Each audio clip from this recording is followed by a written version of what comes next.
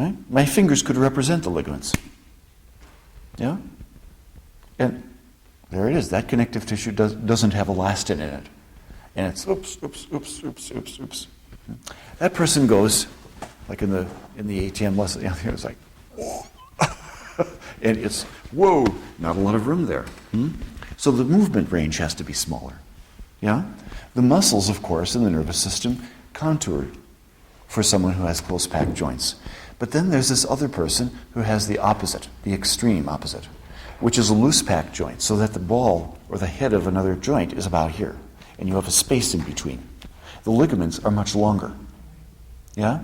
They might look like a gazelle. They might look long and lean and whatever. And they might be able to stand there, take their foot, and aim it up to the ceiling and standing, and they have no problem. Because in fact, the ligaments are long enough before they hit their elastic limit, right, that the joint is supported and it's fine.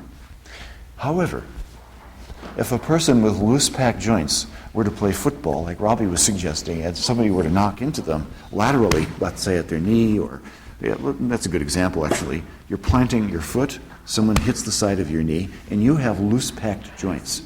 Now, you might be a really good sprinter. You might have the advantage of long ligaments and long tendons. The tendons, again, are from the muscle, right? And they're excitable. The muscle contracts, it pulls the tendon, pulls the bone. The ligaments are setting the joint. Where's that coming from? It can't be me. And so the person who's impacted from the side needs to have very, very strong muscles to protect the joint in very particular ways, right? They'd have to do things to really, really defend the joint, because the ligaments aren't probably going to be able to do it at impact. But you see how most football players who play certain positions are. They have close-packed joints. They don't need to be hyper-flexible. They need to get through a range of movement patterns that they can do very, very well, and they can take tremendous impact in their joints, and it doesn't make any difference because the ligaments have packed that joint. And the variation of this in newborn babies is a factor of 5. And that's astounding. So you can take an infant. Factor of what? 5. Oh, 5. So you can take an infant and, that kid really isn't very, they might be soft, buttery, but not flexible. Their joints, even at that stage, are destined as they form, because they're not fully formed yet, but they're destined to be close-packed joints. And the muscle structures and all the connective tissues are thicker and don't have the resiliency. Other babies, you could tie them in knots. And the factor at some joints is 5. That's tremendous. That means 5 times more, not 5%. And so, yeah, you could, we used to do this, the East Germans used to do this with various sports. They take little biopsies and see what kind of connective tissue. They'd measure in preschool years what your flexibility patterns were by having you do really standard things. And they'd go, oh, okay, you're really flexible. Oh, okay, you really have close-packed joints. We'll put you in the soccer games. Your close-packed joints, good for the knee, good to have close-packed joints for soccer. And then what we'll do is we'll put you as a sprinter, high jumper. You'll look at those lumbar spine. Yes, high jumper. And they would try to divide things up that way. And then later on do muscle biopsies to see how much something else called red and white muscle tissue, what specialized forms of oxygen processing and glycogen processing you had, and then divide you up further. That's how 17 million people won an Olympics one year. All of that. I mean, you're feeling for that. You're feeling, does this person's joints, are they close packed? Or if you pull on the leg, let's say, and you feel, well, geez, their head doesn't move, their trunk isn't moving, but you have to then feel in your hands, is this, because actually I have a lot more room here. There's a lot more space here. So don't pull harder, just to get their head moving and say, hey, there's a connection. It's not for your sake that there's a connection. So it's a matter of sensing, how open or closed are those joints. And you can know that very easily before you start. I mean, you can just tell by the way the person's moving around and their structure of their body. You can get a general idea of how close-packed or loose-packed their joints are. Like, Darius, do you think he has close-packed or loose-packed joints? Yeah, he's got close-packed joints. So certain things in the training program would have been harder for him because the demands were on flexibility. But other things would have been easier for him because the demands were on stability. So it's not a better or worse issue. It's what you're more likely to be able to do with greater ease and less stress to the physical structure of the body.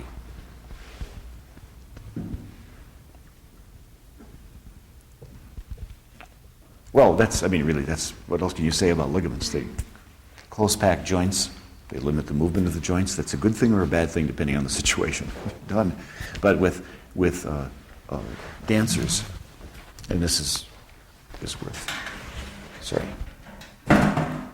So let's say you're standing at the parade, you do a leg swing. That leg swing, once you've gone past 10 degrees, it looks like maybe a larger amplitude leg swing when you point the foot and bend the knee, but actually it's not past 10 degrees. So the pelvis can stay stable, right? Everything is still in the same place. But what happens if you really start to go like this? Well, now what's bending is the sacroiliac joint here is beveling back and forth constantly. And then the lumbar spine starts to get almost pinched because it's not the whole lumbar spine, it's only part of it, the lower vertebra. So they're going short, long, the ligaments are constantly being stretched in that way.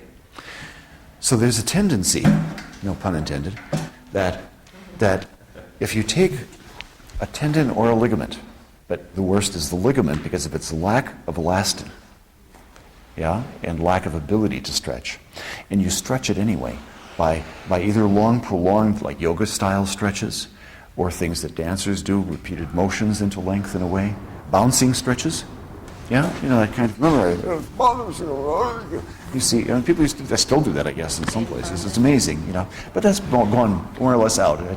It used to be popular. So those kinds of things are going to take the ligament and pull it and pull it and pull it, and you lose what elasticity it has. First you lose it in the tendon, then you lose it in the ligament. That means you've lost the protection for your joint. Right? You've lost the packing of the joint and the things that fix the bones in place for the stability of the joint to be partially maintained through the connective tissues that comprise the joint. Right? The ligaments and tendons. So you don't need your brain to go, I'm going to spend time contracting muscles to make things more stable. Stability becomes more of an issue, and your muscle-brain units have to work harder to maintain stability when the ligaments are overstretched. And, so it becomes an issue for a lot of people. I don't know, since way back, 20 years or more, I've seen people who have injured themselves this way by having hypermobile joints from yoga and dance. Yes, we see a lot of that. You see a lot of that now? From yoga. Yeah. Berkeley, we have some of the people who are really good at yoga, Bikram yoga especially, because Bikram started in Berkeley. And Bikram is, it's very hot and you can stretch really far and people just love it. But when you're going too far in a stretch, what you're stretching are your ligaments and they're not supposed to stretch. And so you're weakening the joint day after day after day. So you have all these people walking around able to do fantastic postures, but it's really hard to walk without pain. How do you address that? If you're addressing it when Well, first of all, don't overstretch. Yeah, but I mean with the client, I also have those issues. And I popped my ACL ligament, so completely ruptured, and I had a ligament reconstruction, in case anyone is interested. So I have some familiarity with this situation, but I also saw someone yesterday who has some of these patterns that were just being described. She's yoga. She's actually her sacrum. She's in so much pain. Well, let me give you the short answer. Yeah. Right? You have to learn to use your muscles in such a way that you can balance the joint better and overcome the desire to overstretch or overextend the joint, not once or twice, but on a regular basis. It's okay to that's a joint. It's meant to move to its full range, but it's the regularity of it or the pressure of it, the sustenance of it, and that's what causes the damage. I'm just saying, how do you reintroduce, because a person is so, I'm including myself, but I just saw it in a friend of mine, their pattern is so entrenched. Do you know what I mean? It's almost like, where do I begin? Physiologically, can ligaments restore their density? Ligaments can restore their density, but it would take a couple of years, Right. at least. And you'd have to, during those 2 years, really be careful not to move too far. After a certain age, they don't actually restore their density either. Yeah, and she's over 60. She's over 60? Probably not. Best to think not. And then your second line of defense for your joints are your muscles. And that means your brain that organizes it. I would suggest that you do movement lessons that are focus on strengthening the joint and the core of the body. Something like what we did yesterday was just these Stuff we did all weekend. And, reflection, because she would not, there's no possibility of being on the stomach. And rolling even to one side. Okay. So look, I can't teach you anything specific, but I can teach you a principle. Yeah? Here's a principle. In fact, this might be informative for a lot of things. So here we go. Here's a pillar. And I've decided what I want to do is knock this pillar. Hey, martial artist, whatever, bam. Now, and I'm going to go high speed. If I go high speed, there's a moment of impact. There's a moment of impact where right in the shoulder, there's two forces, right? One is going to go this way, but my shoulder's still moving that way. So there could be real trouble here. It could be in the elbow, it could be in the wrist, but let's say, just for the sake of maybe visually, it's out here. So what would you do to protect your joint, which is, again, the ligaments that support it and the tendon sheaths from the muscle around it? You might decide to do a really strange thing. You might decide to do slow, small movements. Small movements. Easy. You add a little rotation. Right? And so you as you move slower, your brain is going to pick deeper layers of muscle fibers closer to the joint. Always. The faster you move, right, the more you just move like that, the more you'll see the tendons literally pop out on someone, and you're seeing superficial muscles being used. That's why in traditional martial arts, the old schools, right, you did Tai Chi forever, you did all these, Bhagwan, you did all these things, and you weren't allowed to punch a punching bag or spar with anybody, not at all. It was really not cool, really not cool. Like, get thrown out of the school if you do, right? And so everyone was standing around, just standing there, or doing very slow movements until their brain got used to the control of the body with deeper layers of muscles close to the joint. Deeper means closer to the joint. We could throw out deeper, yeah? Closer to the joint for stability. So then the person finally could go a little bit faster and feel impact and get used to impact at low impact velocities until they build up. What Robbie was talking about with linemen, the connective tissues started to be able to, but they never hurt themselves. It was never too hard. And then finally, after a long time doing that, just full out, right, from your trunk, boom, and just break the thing with no problem. But it took time in a development so that your joint, by the time you went at high impact fast, there was nothing here stressing the joint. Okay?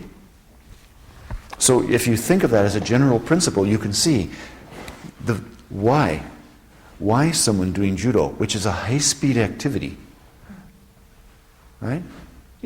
Some of you done judo? Yeah, you've done. It's very fast. It's so fast, it's over. It's not like, it's just extremely fast. So why would somebody think of laying on a floor and moving that slowly, unless they felt the effects and the results and the differences? Because at the time that these lessons were being invented, what I told you in the early parts of awareness through movement lessons, what I just told you was not known. The layering and firing of muscles first became realized and research during the 1960s and later. Wasn't known. Actually, mostly during the early 70s. That we actually fired in layers, depending upon our speed. So he knew it by experience. But then,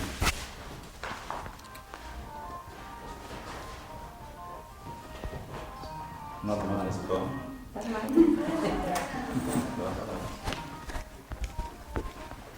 one of the ATMs in the workshop, a Sunday, I think it was a Sunday afternoon ATM, could you lift one of your legs? Just lift your right leg. Let's everybody lift your right leg. And feel, how do you do it? Now this is different. The hands are on the floor in back of you. Just see, how do you lift your right leg? And some things are necessarily going to have to move, right? It can't just be done in the hip joint, or could it? I mean, in a sense, that's a question posed inside the lesson. So feel, what do you do? What do you have to do with your pelvis?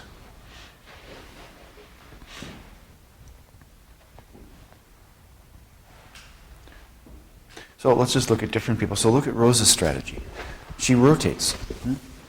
So the leg comes up, and that is a primary action, is rotation and a movement in this direction. And the movement is here and here. So this would make it easier. Right? If I did that, I would like, ooh, or not. Or look, what if we constrained that? And we just went, stop that movement here. And you don't have to do anything. I'll be the constraint. Go ahead. Whoa, look at that. Clever. Well, I'm constraining the movement that she did do. And now what she's able to do is move in quite the opposite way. So when you lift your right leg, try that. Just see that you can, in fact, whatever your habit is, you could change it by just forming the constraint yourself. You could do it internally.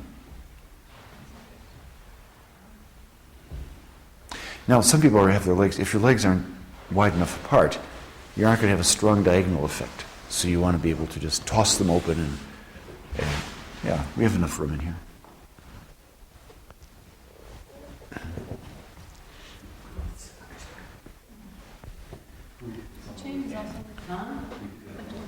No, but it's straight up. It's not off to the side. Yeah. Sorry? It changes depending on the elbow you bend as well. Yeah. Which can be another constraint, to not bend the elbows. Okay, so let's just, because we're not going to take time to break down the lesson or do it again, in that sense, right? We did it. Could you reach inside of your legs with your hands, hold on to your knees from the inside, again, legs wide apart. And could you lift both legs? And see, how is this going since Sunday? Well, you weren't there on Sunday. A couple of you did Sunday. So could you lift your legs and think of setting them down and just feel how you do it? And feel the control required in the abdominal wall. How far do you rock back and forth? And is that how you do it? Is your strategy to rock backwards and come forwards? Or could you have the optional strategy of extending yourself? Feldenkrais always puts it in terms of erecting yourself. So think of erecting yourself. You're getting longer in the trunk. Just like yesterday when you pushed on the chair, and there was that possibility of getting a longer spine. So think length. That doesn't mean you can't roll part of your pelvis back.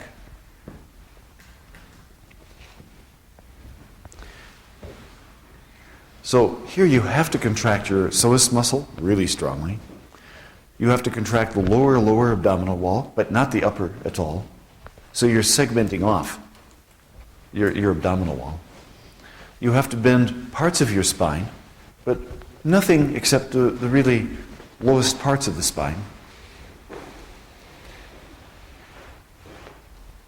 And then one trick would be to lift the legs up and not rock back at all. Which means that you're really engaging and can only engage deep hip flexors. When you're sitting like this, your hip flexors, because you have hip flexors attached, basically here, right? you don't have any leverage. If the muscle contracts, there is no mechanical purchase to be able to lift the leg. It can't be done with the superficial muscles. It's just mechanically not possible. So you have to then look up higher and remember that the psoas muscle is attached to the front of the spine. And you can look at that in the book. But it's attached to the front of the spine above the level of the diaphragm, about T10, your 10 thoracic. And so there you have purchase. So you can lift your leg up without, in fact, flexing your spine at all. Yeah, that's right. It could be just, yeah. So that's deep muscle use, and that's a way to get to it. What?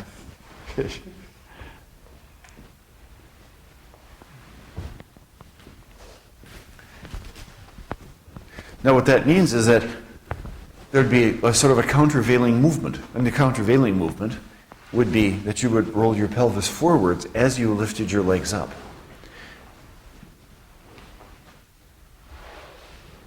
So the back arches as you lift the legs up. The extensors start to work.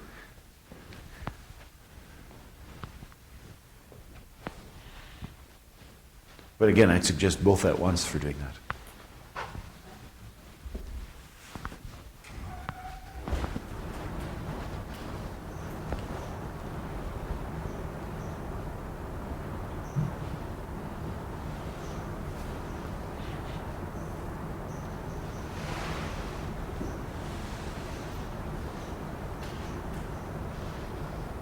Okay, leave it.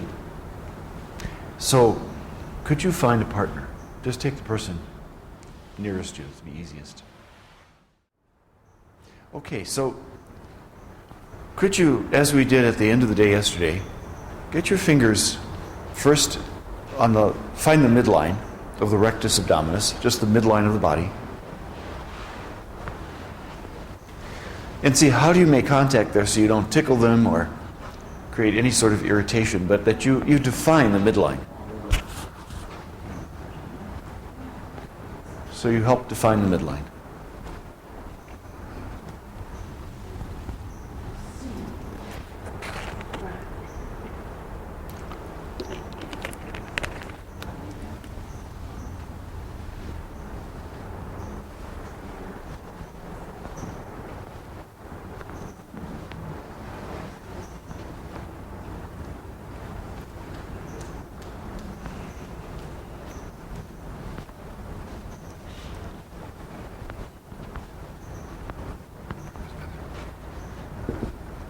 And after you've found the midline, then think that you can, from there, at any point, go out to the edge of the rectus abdominis, like we did yesterday, is the last thing.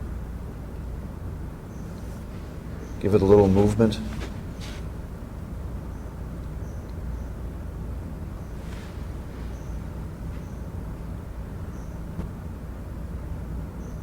Both edges, far and near.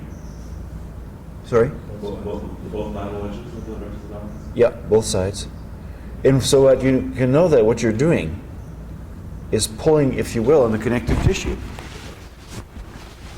Right? You're going for the skin and you're going for the layer of the muscle that's most superficial. And you're trying to move the muscle that's most superficial. So now we can talk about the layers after looking at all this anatomically.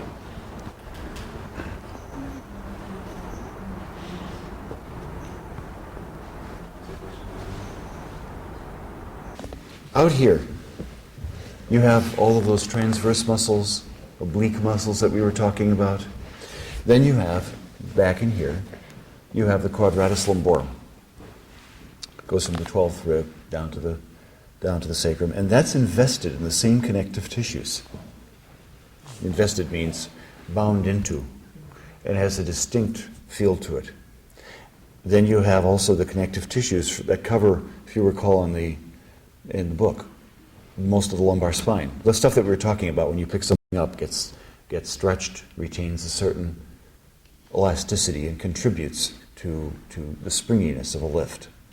So those come together, and it's a very distinct place to find. Just go look, I'm putting my thumbs here. Just so you can see how I would walk over here and over there. That's right, good. So I'm going here, and I'm coming with my other fingers back here. And Stasi's is actually, ooh, this is pretty easy to find. There. This ridge goes all the way down to the sacroiliac joint, near it, and goes all the way up to the 12th rib.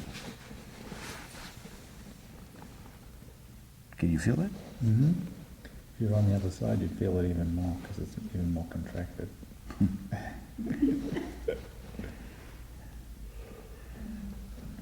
But this is the area. On one side of it, you would end up into the belly wall of the extensor muscles that support the spine. Here, right here, is more or less the top of the quadratus lumborum. And then this is all the ridge of connective tissues that emerges out of this area. Mm-hmm. And it's a nice thing to do because when you're done, I should have done it on the other side. Because everything really drops back. It's a place that people can't find on themselves very easily, and very hard to palpate on yourself. You look like a camera boom operator with that hat on and the size of the boom. Like right now, It makes a difference in. there's a whole different action in me being able to engage the way So if there's a different action in being able to lift the leg, and on this side, then can you understand that you wouldn't just walk up to somebody and do that? Right? That's what we're practicing in this course. Right? I mean, that's what the course is about. But these are technical situations that would be interspersed with, let's say, the action of lifting the leg. Right? You might be doing that. You might be looking for rotation in the hip, and you might be looking for, what does he do with his trunk as he abducts and adducts? You see what I mean? That would be part of the lesson that you'd be giving. You might have already worked in another position, and now you're ending your lesson on the back. Now this would be a good movement to explore because it involves all of that area, really quite a lot, as well as the hip joint. And you can see,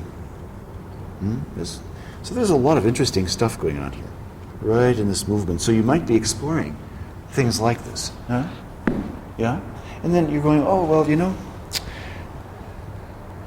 that's great, well and good, but let's just take a moment and see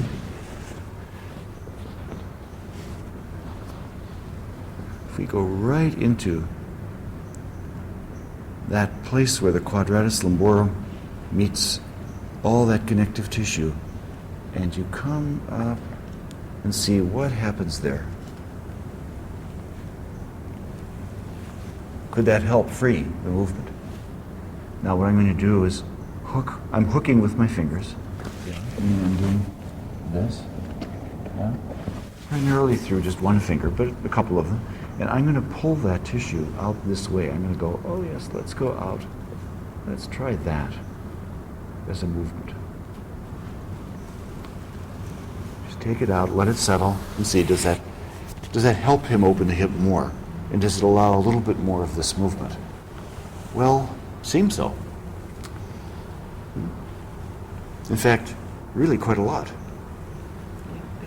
You see? So then, it's not a particular, it's just a technique, if you will, a technical issue to work with the soft tissues to tie it into something that you're exploring in a lesson.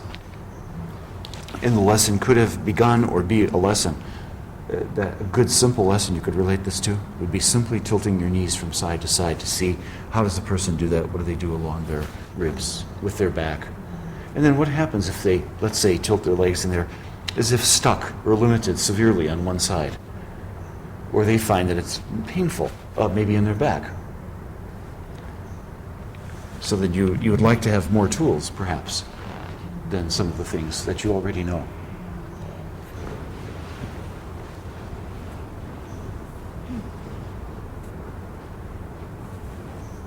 Now, of course, you'd also probably be giving a different lesson if you ended up in this position. Oh, yes. Now, this isn't working or thinking of pressure points. There may or may not be pressure points, or trigger points, if you will. The issue is this able to move easily? Oh, dear. So what we'd like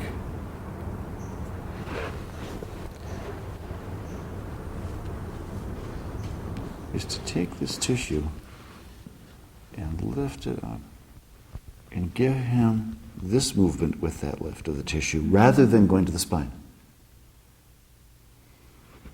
Right? Rather than going to the spine. That's all. Now, I'm not saying we can't go to the spine or shouldn't go to the spine. I'm just saying technically this is the same thing that you'd be doing on the back. There's this whole ridge where the extensor, here's the spine, spinous processes. This is that gutter of spine filled with muscle. And then right here, you have another layer of connective tissues that comes up by the quadratus lumborum. And I want him to let's just take that out. And when that comes out, it gets longer. His hip goes like that. Woo. And that just feels so relieving, so There we go. Whoa. Now the tissue really just now let go. Now, where's this thumb? This is a sacroiliac joint. So I can actually almost prop him up by the PSIS. And then this hand can assist or whatever. But that's good to do. Look, go through bone. Go through bone. What's wrong with it? It's a good idea, huh? Bone. Look, spine. Get the spine involved. All of that is wonderful. So I'm not saying bad things about the skeleton. But I'm suggesting, another thing you could do in the midst of this is go, where is that place? Let me find that place. Oh, there it is. And show the person that all of that soft tissue and muscle can move in the same way that the spine did and that the hip did. It's integrated into the movement completely, as is the whole body integrated into a body. So it's a very different idea than thinking of like, where do you hurt and press on it until it goes away? The belly of the muscle or near the tendinous ends. It's really thinking of the anatomy of it and thinking, oh, well, look, what if we just moved from there? Because his brain has to move his muscles that way. And you're taking the skeleton with it. And again, you might decide, I don't want it to end there, meaning that the sensation you'd be left with is from there. You might decide, let's speak to the bone. Right? Let's speak to the bone. And just to make that the more final statement and is, there we go. There we go. Now I'm on his fifth lumbar and I'm doing this. Woohoo! Frank, is there a general rule? I've never done FIs where I've spoken to soft tissue this way. This is the first time I'm doing this. If I'm doing an FI, or when you're doing an FI, I've seen you do some stuff with soft tissue. Is there a sequencing that you do in terms of talking to bone or asking questions to the skeleton, asking questions to soft tissue with your hands? Is there a back and forth that you go through? Is there a general idea, or is it more? No, nothing I could write down, no. No. I mean, I just showed you, in a way, a particular sequencing. Right now. That's a sequence. Yeah. That's just what... But I wouldn't generalize that. I can say this, the brain moves the bones through space. So you would absolutely want the person to sense what's happening at the level of the skeleton. Mm-hmm. Yeah. So, for example, if Stasi were on his back, and we were to just think, again, of the same idea, that we just did on the other side. And we thought, well, okay, so here is a great movement. Whoa, this is connective tissue. I'm hooking it and pulling it. Right there. I mean, if I did the same thing on the front, it might actually, is that kind of a nice feeling? There. That's what I'm doing on his back at the same time. Now, this may seem to you obvious, meaning, because you know enough about this to see the bones and understand that the skeletons move. But this doesn't mean the person's brain picks up anything besides that their skin's being pulled or their muscles are being pulled, in this case. But supposing you decided, what we'll do with that is go a little further under, take the spine. I'm now hooked, not on soft tissue, but on the spinous processes, on the other side. You understand? And now we'll show him that, when that happens, when those bones move, that happens. Yeah, that's what happens. The back goes this way, the front goes that way. And now I'm on this side of the spinous processes. Oh, look. Look, we can go, oh, yeah. See, the spine does that. But when the spine does that, all of this has to go. You see? And this is very superficial. I'm not doing it deeply. This is very superficial. Here. Fortunately, I wanted to go deep after lunch. You have to have a light lunch. But and that gives a person quite a three-dimensional feeling. A very inclusive image of what moves. Because people don't think that they move their spine. I know that sounds dumb, but people don't know that they move their spine. They just feel their knees moved from place to place, or their pelvis rolled somewhere, if they even know where that is. But there's a general feeling of there's a movement, and it has no name of body parts. It has no specific direction. But there's a feeling of my volume is such, and it moved this way.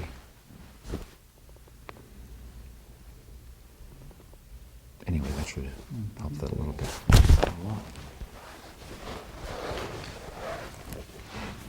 So you see the idea that all of this sits inside of lessons and sequences of lessons.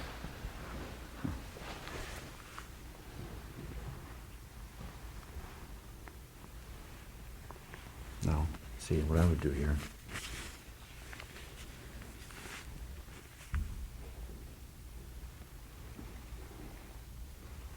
And that would probably be a slightly new feeling. Mm-hmm. It's kind of accepting the floor in a different way. Yeah. See the idea?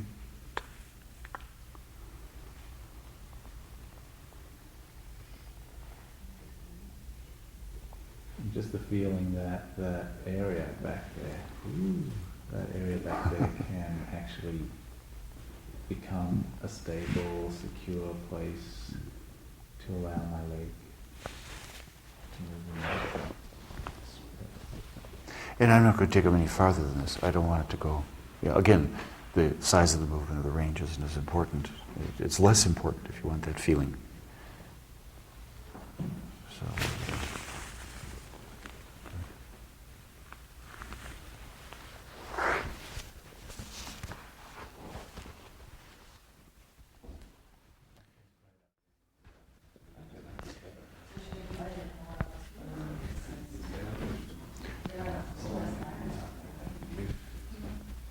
Okay, so most of you have probably found that border now again, yeah? And now remember that your intention here is to move that first layer of muscle, which is the rectus abdominis, and some of the connective tissues that go with it. Now, could you take your hands and go farther out to the side? In fact, it would be back where you might be uncertain as to whether you're in, if you will, front of their back. It's where you would have yesterday put your thumbs or your fingers when you had your hands on your waist. And you'll feel there another ridge of connective tissue.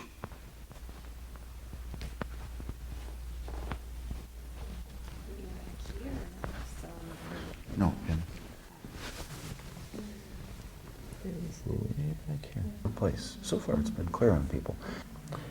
No, we If thought no we were one's ever looking at found the it transverse abdominis, but I'm not sure what we were looking at. This is the back. This is where the transverse abdominis, right here, is where the transverse abdominis disappears into connective tissue and melds functionally with right there.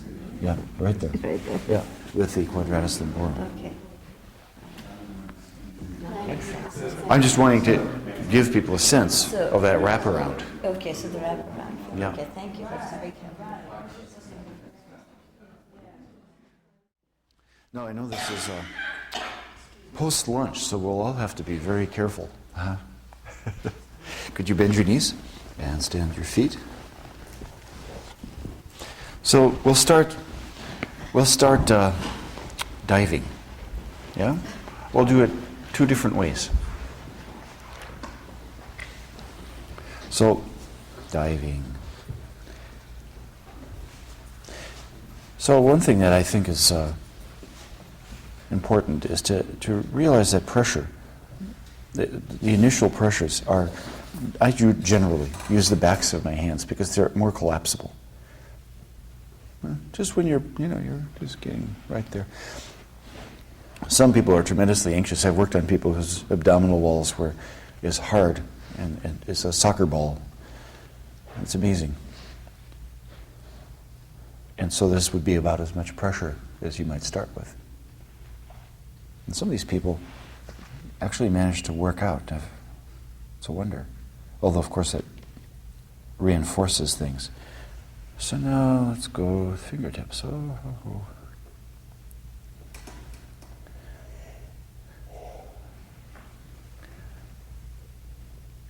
Costal arch. This is her costal arch. This is your ASIS and inguinal ligament. So there's those angles are right? The angles.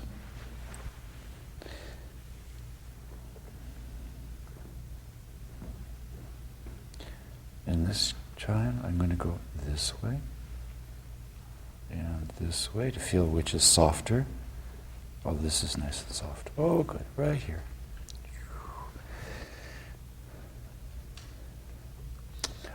Oh, you had one of those whole grain lunches, I can.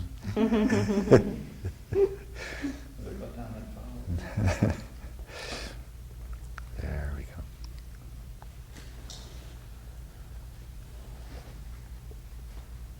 And yes, you can take up a little slack, if you will, in the muscle by moving the ribs a little bit. You see, shortening it a little bit. It's a little louder. Sorry. Take up a little slack in the muscles by moving the ribs. There we go. So this hand is the one that's going to really go in. And here we feel intestines. Woohoo!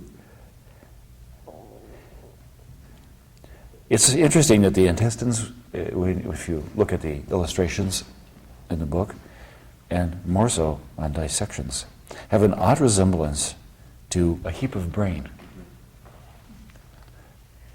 It looks as if you were looking at the cerebral cortex in its convolutions.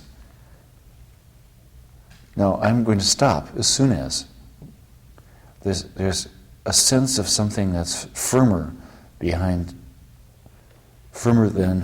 this, which you can see maybe it's very soft. Easy. It's getting softer as we go.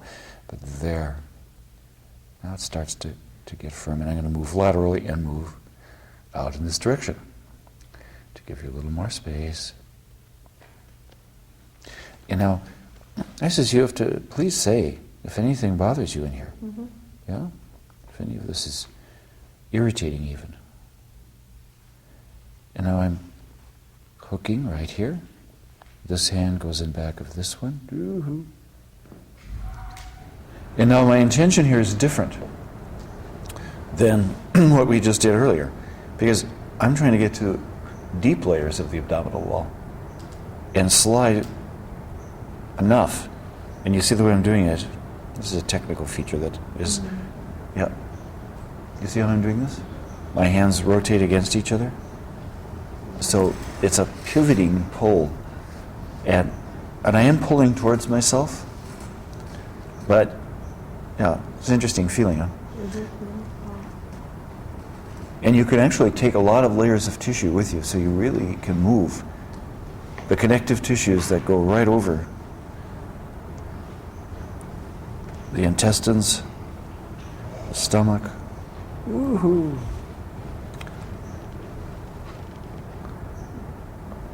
There we go. But what you want is to not give the person the feeling of force vectors going in. Yeah. So it's like you're diving, you're feeling your way to something firm, and then you pull out to the sides.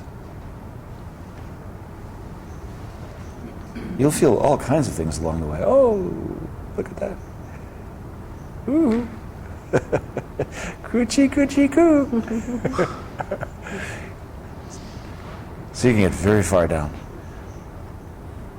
Can you explain what that something firm is? Just on dollars?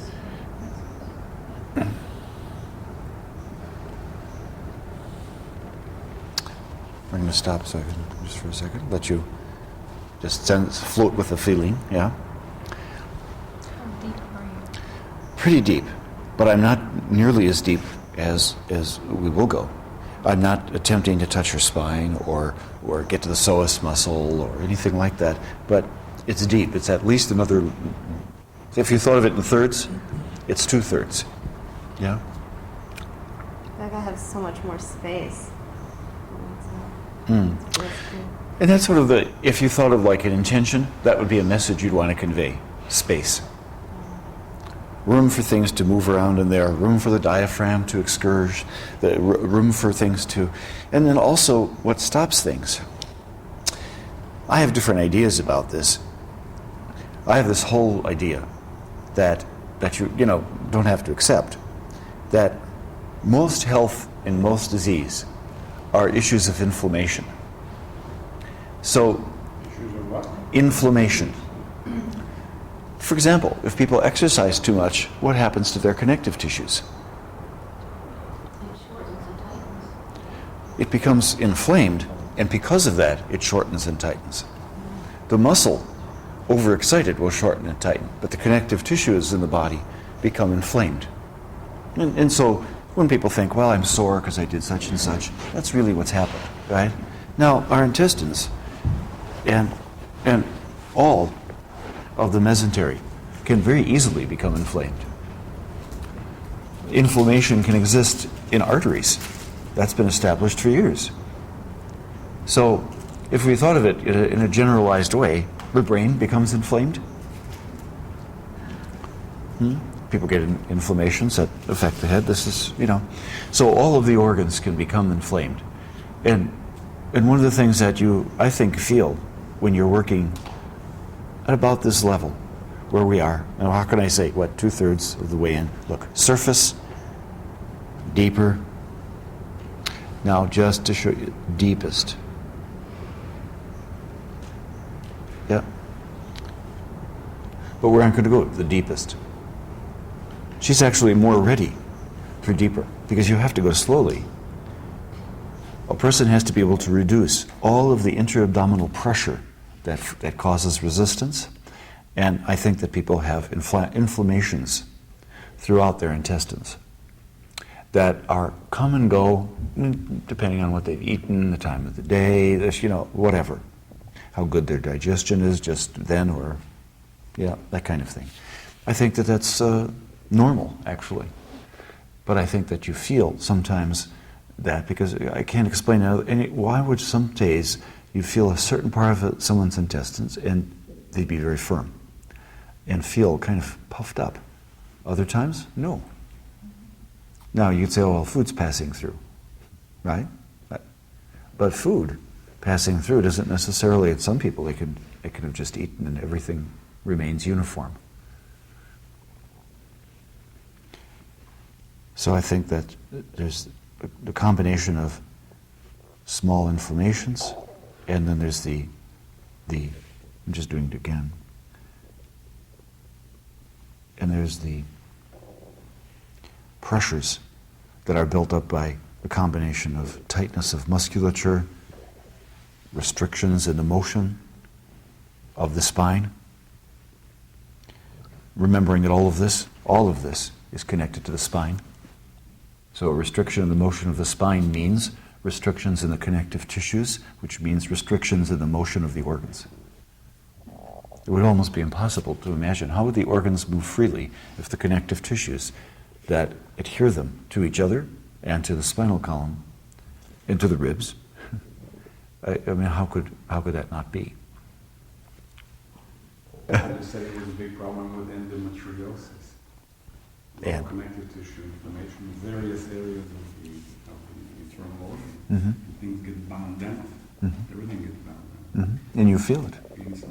Mhm. And the whole intestine, the whole gut, has its own, like what you were talking about, the various cycles of movement.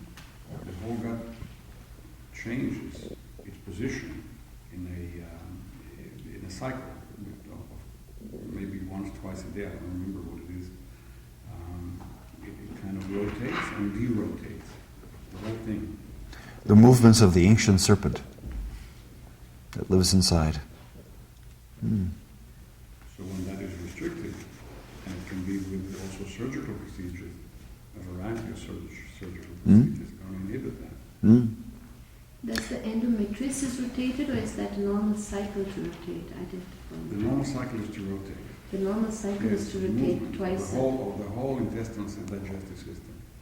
It rotates within the cavity. It rotates like almost 180 degrees, not round and round. Yeah. And then it de-rotates. So it's a kind of like a gyroscopic type of. It's almost as if a twist, because it's going this way, right? In a three-dimensional. Yeah, like this. That picture in the book shows how the mesentery connects, and if you just think of that like a ruffle, on a beautiful dress, like a ruffle. I mean, it just actually moves. It moves about its connections, like Mhm. it pivots. Yeah. Yeah, Marion Diamond, one of my anatomy professors, used to talk about it as the internal labia, because the illustrations I had mentioned that this morning. It looks like the labia. When you take out the intestines away from it, there it is, all folded. But it's inside, and it's along the spine. And then everything wraps around everything that's situated in these pockets. So the movement that Ravi was mentioning means that the mesentery, the connective tissue, and the spine are constantly being, if you will, pressured to move a little bit here and there, to yield here and there. It's not like as if you're a storage box that has the ancient serpent inside, and it moves around independently of the rest of you. And it serves to recalibrate the tension inside. And not if it's just sitting there, things then start contracting. Those that are more elongated are longer, and those that are static and contracted are shorter.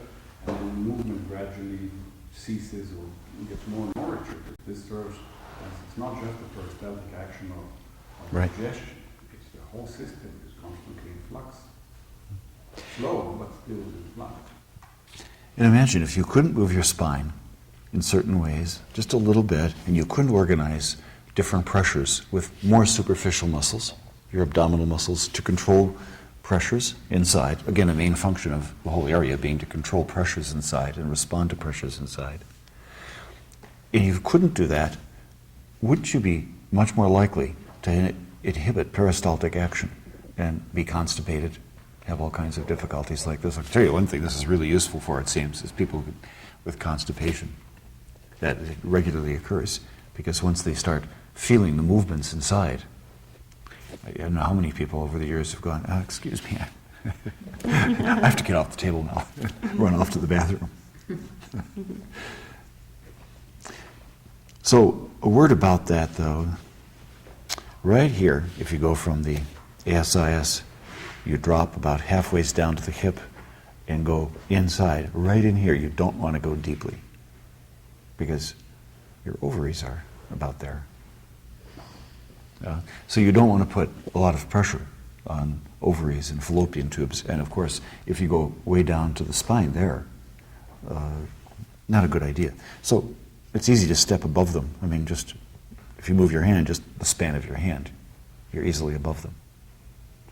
And pressures like this slide tissues, but actually women's ovaries move around all the time whenever you're moving your stomach or walking or contracting your psoas muscle. So it's not like there should be no pressure at angles against them or perpendicular to them. It's not. But I'm just saying, to avoid pressing, just above the pubic bone.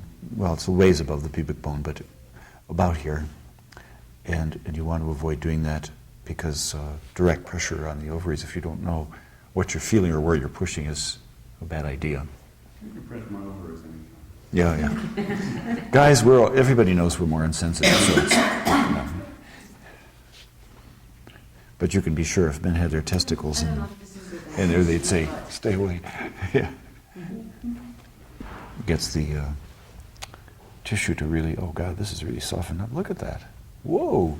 Now see what happened, but over time, you know how people sometimes get a little tight under the costal arch here by the diaphragm? Look, this is just, wow. So there was some internal, if you will, decision of the muscles and the organs to just really let go of that stuff. Nice. Now, this is soft, this is soft. So supposing that, let's just take a worst case scenario. Either Isis just finished with an abdominal surgery, whatever the nature, or was about to embark upon one, for good reasons. Because you should only have a surgery for good reasons, right?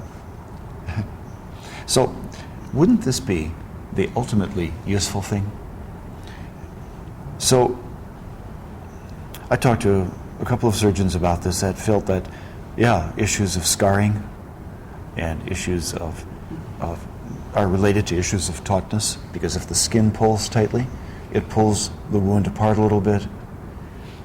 If adhesions occur after a surgery, and that's connective tissue gluing together from a lack of motion, overhealing and a lack of mobility, it's like the fingers crossing and, right?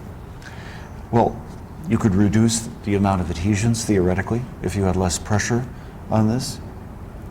So look, let's go and see. Maybe we could go way down here now. Way down here. Ooh. Right underneath this piece of intestine. I'm going to move that piece of intestine, that little guy there, aside with my fingers. I'm moving aside not too differently than yesterday, the idea of lifting. Just, there we go. Ooh, Isis, there's your psoas muscle. Ooh, ooh, ooh. You deepen. I'm rubbing back and strumming her psoas muscle. And I'm supporting with a hand because I don't want any hand wobble to affect it. So I'm trying to brace it here. Now you can lift your leg right there, this leg. Feel it pop out. Whoa. Whoa. Go ahead and lift it. It actually won't hurt that much. I mean, it'll feel unfamiliar and sharp in that way, and then down, slowly, down, and then let the leg rest, which is to say the psoas muscle stops contracting. And out we go. Whoa! Now when I go laterally, I tend to twist. So I don't know if that's because I'm twisted or because it just feels right. But going straight out doesn't feel right. All these things in here have little curves in them, so I tend to just flow out that way.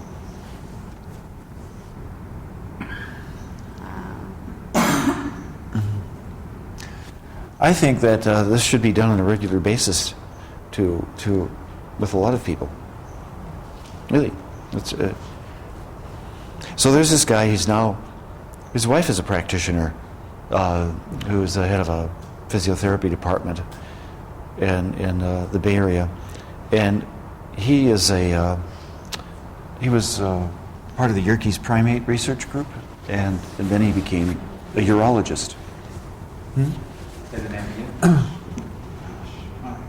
Yerkes, the Yerkes primate labs. Yerkes, Y-E-R-K-E-S. It's the biggest primate research group, I think, in the world. And so Maurice thought that he saw some of this and had a lesson that involved some of this work on him, and he thought this would be great to just teach practitioners how to do this, and then have them do a pre and post surgical study. And you do the study like somebody comes. There's no preparation for breathing, so you could tie all of this to a simple breathing lesson. It could be the same breathing lesson that we did a little bit of on the first day last weekend. The idea of holding the breath or pushing the belly out with an exhalation and learning how to control the area through your breath. The limitation to how well you could do that remains yourself, meaning your own brain, and how much can you sense and feel and organize. But if somebody can expand this area and give you the feeling of that much space and that much possible movement and room for movement, and then you did that lesson, wow, what a thing to take as a preparation for a surgery. And then something that they could easily teach the patient to do, to practice after a surgery, to keep things moving. Hey, he thought of this as a wild idea to employ hundreds of practitioners in a study, and then I convinced him it would be really boring if that's all people did. And of course, as soon as it entered a hospital system, it would be exactly this way if it was successful. So. It become like the Lamar's classes. Yeah, that kind of thing. Yeah. Now, how? The healing period is a 6 weeks period, kind of. So, would you wait 6 weeks post-op to do something like that, or? Oh, we discussed all kinds of time periods, and I don't know what would be best. I think it would depend on the surgery. Oh, so what am I doing here? This is the wing of the ilium. This is the ASIS, and I'm just going over it, going diving, right? Down the inside, like the wall of a canyon, like a diver going down the wall of a canyon. Ooh, ooh, how interesting. So I'm now pinching, if you will, the ilium. Yeah? Look, we can move it. Whoa! Now, very few people get to experience their pelvis moved in this way, in this direction. Whoa! And if you wanted to tie that into what we did earlier, you could just go to the PSIS, you're on both sides, and now move the pelvis. Whoa! And it's not that hard to do. I've got my finger, 2 fingers, hooked on the sacroiliac joint. And if you can't get your hand under, guess what you get to do? You could say, could you tilt your legs a little bit to that side and roll your pelvis over there a little bit? Thank you. And now roll back. So there is no need to think about those things. Just, there we go. Ah. So, that's a great thing for the sacroiliac joint because you're just giving it space, but you're not beveling it. Could you give us a little clarification on when you said your hand on top, because the thumb is on the... So here is the ASIS. I'll keep it in blue. Yeah, that's better. Yeah, this is the outside of the hip. This is the skeleton. This is hard. So this is about here. And then you just take your fingers and go over the front. Yeah? None of the inguinal ligament, because there's no room there to really do that. So it's higher up than that. Right? So you then just go down with your fingers, take a hold, as if you wanted to really just grab the whole wing of the ilium. And in here, you'll have, on some people, you can't do this very easily. This is a whole process. It would take a lot of time for this to soften up, to allow your fingers to go in. I mean, you have all kinds of abdominal muscle, all of them, except rectus abdominis, is attached along here. The connective tissue's heavy here. I'm using my hand, the back of a hand, which I'd highly recommend. Could you lift your leg again? The iliacus is inside the ilium, the other head of the psoas muscle.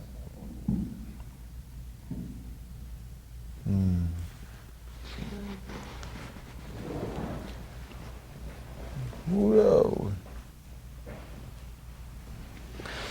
This is much easier to do on a table, so I realize the mechanics of this might seem a little awkward. So, could you do it this way too? I find it harder. You could try either hand, but this way you really can get down into the deep interior of the wing of the ilium. And that is softening up. Wow.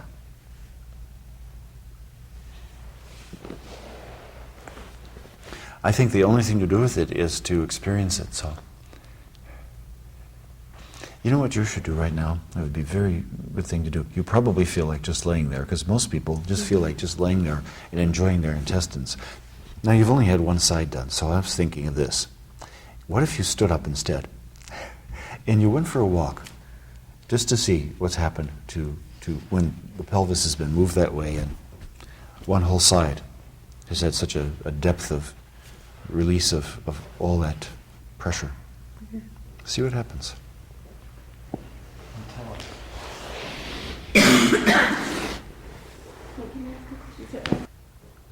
So are you feeling ready for such explorations? What I'll do is I'll just keep moving around the room, and I'll do some of all of this on one side to everybody so that you can really get a feel for it. It's really amazing. I just feel so much space on my whole left side. I definitely feel it longer. It looks It was invisible. Like it's twice as big. Yeah. So cool. She's much more open. Well, one thing we haven't even had time to discuss is the autonomic nervous system. Because your digestion, the movement of your intestines, all of these things, internal pressures is largely a result of the vegetative autonomic nervous system. And how much is that altered when you're working inside like this is, I don't know. There are some people who have lots of theories about it, but I don't know. Does it matter which side you start on, or is there a criterion that you use? For example, you work with I worked with ISIS on one side for the sake of having, just to feel what's the difference in the two sides. I think you should all just do one side and give the person a chance to see what's happened. Which side you start? And I don't think it makes any difference, because right now, your intention isn't to create an effect, it's to feel for what you're doing while you're doing it, to understand how to organize your body to do it, how to use your hands to do it. Right. That's the critical thing. Right. I'm only asking what Robbie asked yesterday, is how to make the determination which side. Would it be the same way? I determined it by the camera angle and lighting entirely. That's practical. We needed her head over here, and we needed some slightly from the side. That's the only criteria that I used. But you could, I mean, you could ask it. Sure. The first step, just to feel the layer below the layer. That you can go deeper and affect tissue movement that's deeper than you had gone. But you're not trying to see if you can touch the psoas muscle yet.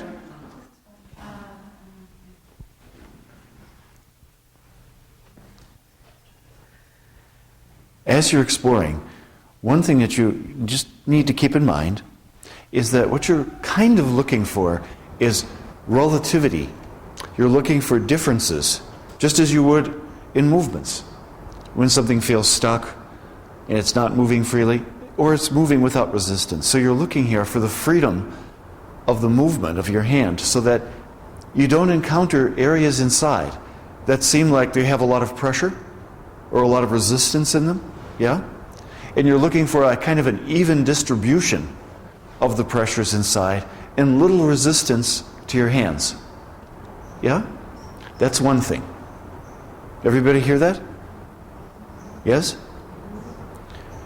The second thing, so that there's less resistance to the movement of your hands and more willingness of their autonomic nervous system to just relax, if you will. Don't, even though you're using your fingertips, don't poke in. Yeah? There's a way to use the hand, and this is something you'll have to personally feel for, so you're not just poking or digging at all, but you're spreading and distributing the pressure as you go in, so there's no sharp spots in particular with your fingers. That the sharp spots might be there because there's something hard in there. Something's resisting, and you encounter it. But that's different than trying to make it sharp. So you are going in with fingertips, but it's very distributed. Does that make sense? So, and could you sit a little more forwards, Hannah? And now, could you just simply lower your weight down towards the floor? Slide your hands down your legs if you want. But in any case, you'll be very flexed at the hips. And then come back. Now right here, this is, by the way, for some people, especially for older people, this, I mean, Hannah doesn't qualify at all yet, but if you got 3 times older, this would be a good thing for you. You have to remember this. 3 times as old as you are now, this will be a good thing to do. So when you go down, there's a way that you have to use your ground forces, right? And people can't bend over when they don't. And on the way up, they have to use, and you'll feel this, deep extensors in the hips. Very deep extensors. Yeah? And go forwards and back again. And you okay? And come back. And what I'm going to do is get in back of you, go to the anterior crest of the ilium. And now, I'm not going to move in, I'm just going to go right where it's very easy, right there at the angle about where the psoas muscle would be, and ask you to bend forwards again. So this isn't a constraint. Yeah? I'll move down with her. Ah, there we go. I'll even help her. But there will be a new folding. There we go. And now push yourself back up by coming through your legs and hips. There we go. And now let's try it way down here. So this is the movement. Very lower visceral movement. This is the ASIS, so I'm just at that level. And now go ahead and go down. Now some people don't like to do this sitting, so another way of doing it is to just stand in back of the person and reach over them yourself. And look, right now, oh goodness, why that's your spine. So I actually can touch her spine more easily in some ways here, but look, I do have to get way over.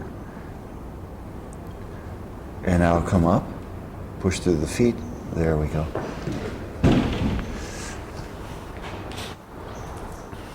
So that's something where people are usually not aware of what they're doing with their insides when they bend over. So their insides get in the way. they kind of get in the way.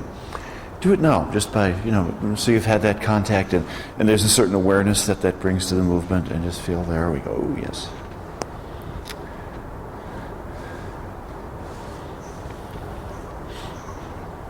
Easier on the spine.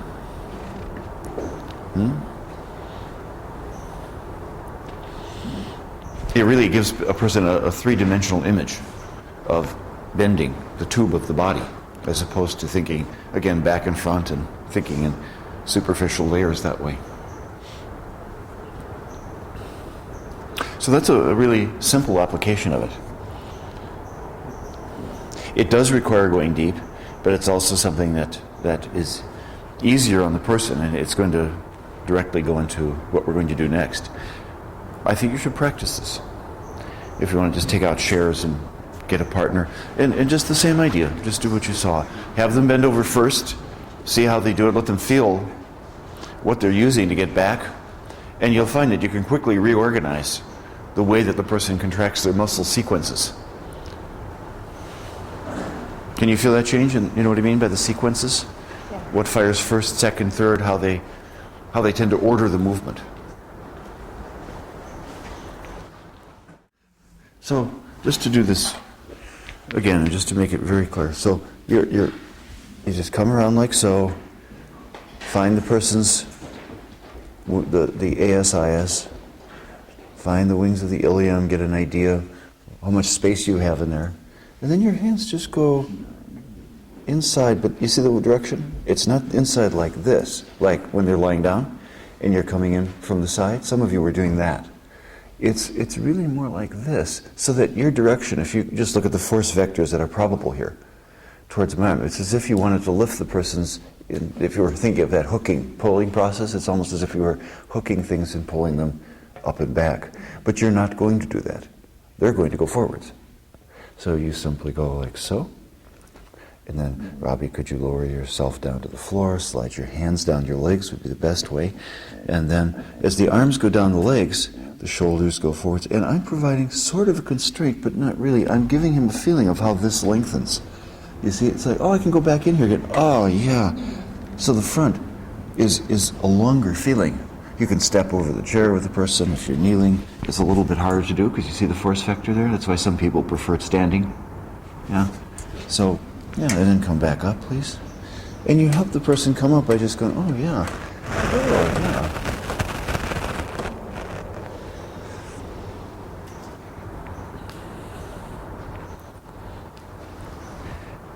Does that feel right?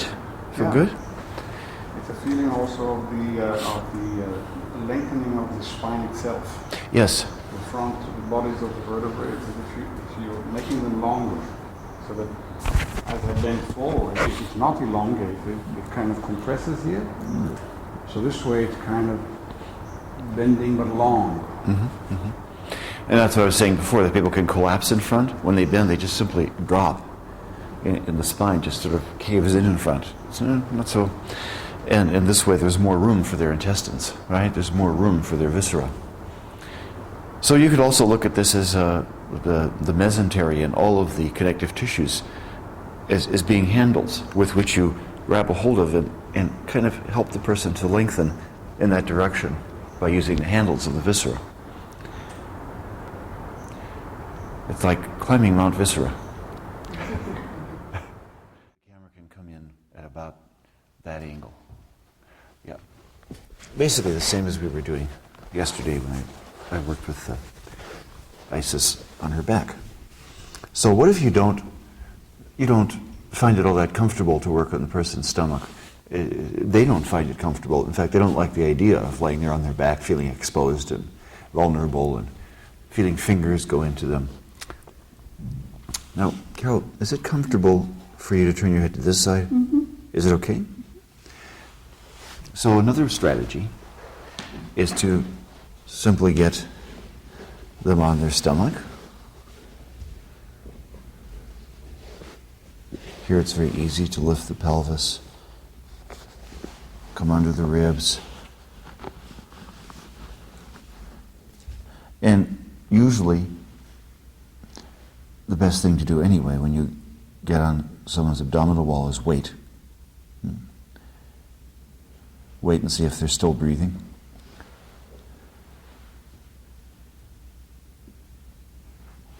And now I'm going to curl up and in and go right up, because everything's at rest against the floor, and so it's softer in this position. And there we are. There's your psoas muscle. Tickle, tickle, tickle. And now I'm moving it out. I'm pulling it out. My fingers are virtually straight right now. And I'm just backing up, pulling things out, and out, away also from each other. And, yeah. This is a position that I actually like to start a lot with people who are unfamiliar at all with being worked on hands-on. And they've come for lessons, and you know that you want to get in there, and this is actually a very nice position to start in. So what lessons would be affiliated with this? What would be really helpful? Right? Any lessons where your knees were bent. How about just doing it as an ATM? Could you bend your knees and have your feet face the ceiling? Now here's a lesson that can get the style of which a group of lessons can be difficult. Could you put your knees and ankles together and make that one leg, and then tilt your one leg over to the other side so that that thigh lifts from the floor? And it's difficult for some people, right, to use their back muscles, to engage their back muscles, and to engage the extensors of the hip and the back together. So that becomes a difficult movement, but you can show them, oh look. Why, your viscera goes with you. Whoa. And whoa. Because actually sometimes it's not only not knowing how to use oneself, but which parts. And there's a tendency that people have to desire to stretch more. You've seen people do this lesson enough that, not that any of you have ever had this impulse, but to get the feet on the floor, to try harder, you know, to do something in here. And actually, if you go right in here at the muscular lateral edge of, oh, there we go, the soft tissue, look at the movement you get. And the person can feel spine, there's the spine, there's the soft tissue, whoa. I'm now hooking the other side of the spine to pull her back and kind of indicating what the soft tissue does. So the conversation goes back and forth between the bones and the skeleton and the movement direction and the soft tissues. There we go. Now, for example, for Carol, just in particular, this would be a useful thing. She tends to start as a group here too much. So let's do this. Let's inhibit the movement and help you lift your leg. Go ahead, lift the leg. There, now she's, wow, there we go. Now she's getting control really in the lower back. Huh? And come back again. Don't go so far. The range is unimportant when you're learning something new. But it's the initiation. There we go. Ah. Now, come back again. And again, you don't need to go that far, but I'm going to slip my fingers underneath it's just above the inguinal ligament. Yeah? And just go up in here a little bit. It's nice and soft. Oh, is that okay? Because sometimes people get little pains in there, right? For all kinds of reasons, which we'll talk about next. And now, again, could you lift your knee and tilt your legs to the side? Ah, that's it. Whoa, look how far it goes by just adding an awareness of what to use there. Don't try to go farther. No, it's just sort of wet when you... Yeah, you go so far. It's really, you don't need to. And now just do the whole, just tilt without any pretty, oh, look at the change in the initiation.